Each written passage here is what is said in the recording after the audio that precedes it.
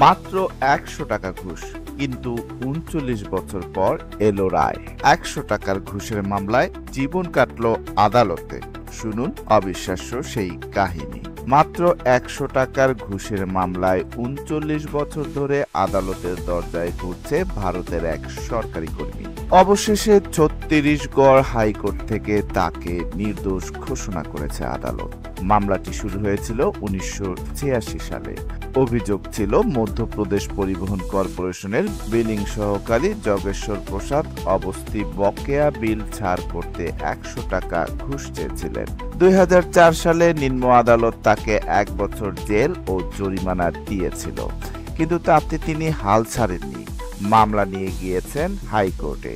৩৯ বছর পর হাইকোর্ট বলল, রাষ্ট্রপক্ষের প্রমাণই দুর্বল, কোনো স্বাধীন সাক্ষী নেই, ছায়া সাক্ষীও কিছু দেখেনি। এমনকি জব্দ করা ১০০ টাকার একটি নোট ছিল নাকি দুটি ৫০ টাকার নোট, সেটাও পরিষ্কার নয়। সবচেয়ে বড় ব্যাপার, অভিযোগ ওঠার সময় তার কাছে কোনো বিল পাস করার ক্ষমতাই ছিল না। অবশেষে ন্যায় বিচার পেলেন তিনি। দীর্ঘ লড়াই শেষে খালাস হয়ে স্বস্তি প্রকাশ করেছেন যোগেশ্বর প্রসাদ। এই ঘটনা মনে করিয়ে দিচ্ছে, দেরি হলেও ন্যায় বিচার কখনো অস্বীকার হয় না। Raihan Mohammad, trending news, Dhaka.